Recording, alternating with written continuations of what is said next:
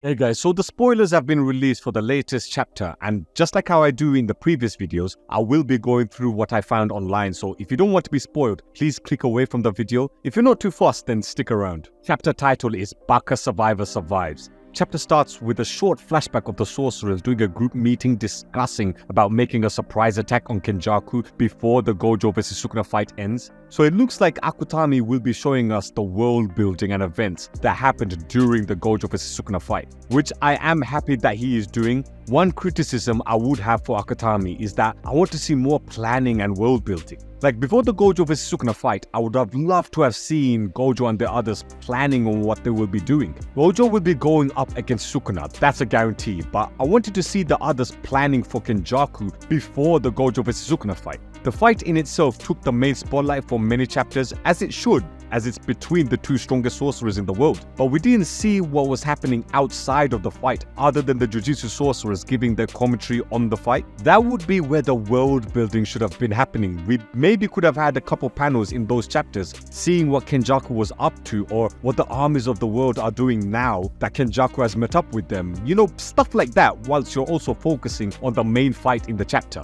It's a small nitpick, but I think you can go a long way to remind the viewers on what's happening outside of the big fights between our main antagonists and our heroes. Angel asks, what if Kenjaku's side will ambush the Jujutsu sorcerers when Gojo loses? Hakari says he wouldn't want that to happen because their hands will be full battling against Sukuna. Angel adds that even if they don't get ambushed but barely win against Sukuna, it will be hard to then fight off against Kenjaku, which is correct, as Kenjaku himself has proven to be an overpowered character. The guy more or less tanked a black hole against Yuki, so even if they all gang up against Sukuna, will they have enough energy left to defeat Kenjaku and his minions? Takaba says they can catch Kenjaku off guard and get rid of him with Maki, but adds that it would be nonsense to split up their strength before fighting against Sukuna. But Angel recommends sending Takaba against Kenjaku. Hikari and Kusakabe doubts Angel's plan, but Angel says there might be a bad influence on Takaba's curse technique, and she says, what I'm about to say, please don't say this to anyone, even Takaba. His curse technique is...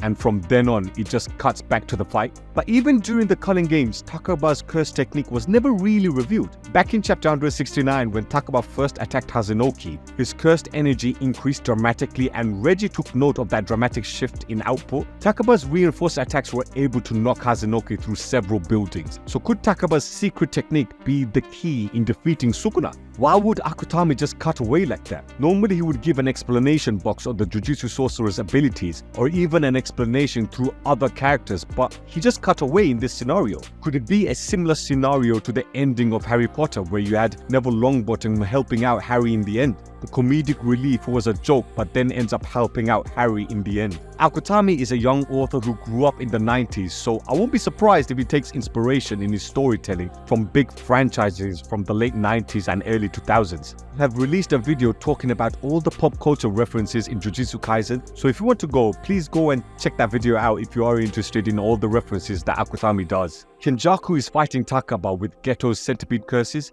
Kenjaku realizes that his curse technique was completely rejected. Takaba then makes Kenjaku wear an American flag bandana and says in English that you can't win against me. He looks a lot like Bandit Keith from Yu-Gi-Oh! When he puts on that bandana, and I saw someone mention online that Akutami wanted it to be a reference to Bandit Keith. See, this is what I mean. Akutami always does this. In the Gojo past arc, he referenced Digimon. Now, in the latest chapter, he is referencing Yu-Gi-Oh! I wouldn't be surprised if you get a One Piece or a Dragon Ball reference soon in the story. Well, I guess the Hollow Purple is kind of like Beerus's Hakai attack, but a lot of animes have those type of attacks, so let's just see. Kenjaku thinks that Takaba's curse technique must be about creating phenomena where he forcefully materializes his imagination, in which he is correct. In chapter 173, it was mentioned that when Takaba thinks of something he's certain that will be funny, it becomes a reality. Kenjaku realizes his 1,000 years of information won't work against Takaba. However, he still believes that Takaba has a weak spot. The accounts mentioned that there is a lot of dialogue in this chapter, but there was a point in the chapter where Takaba said he won first place in a tournament that decides the #1 comedian in Japan.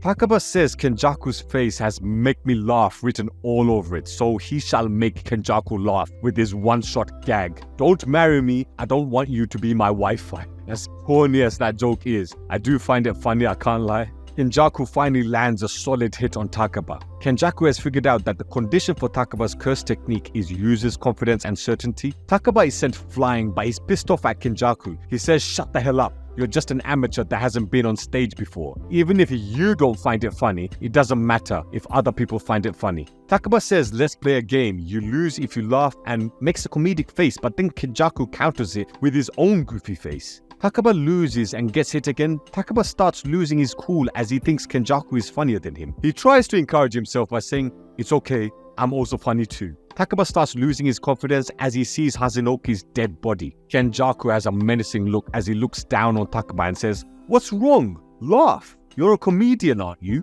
Takaba thinks this isn't laughable and loses his confidence as he thinks, "Wait, why am I even a comedian?" Okutami is now showing this very light-hearted fight almost straight after the Gojo vs Sukuna fight, so it's obviously a way of calming us down. It's basically the cool-off period until we get back into seeing Yuji and Hikuruma fighting off against Sukuna. As this fight is very light-hearted, I believe we are going to see more tragedies happening as soon as the fight finishes. Will we see more of our favorite characters die? I think so. Because Akutami loves trolling his audience, I feel this is a setup for us. He's going to show us this very light-hearted fight now and then proceed to show us a tragedy after it. You can see that happening, but also Takaba's secret curse technique. I'm interested in seeing what's happening with that. Anyway guys, thank you for watching this video. Comment below your thoughts on this fight so far and if you think this is just a calm before the storm type of scenario. And as I always say, don't forget to subscribe to the Shaman Tribe.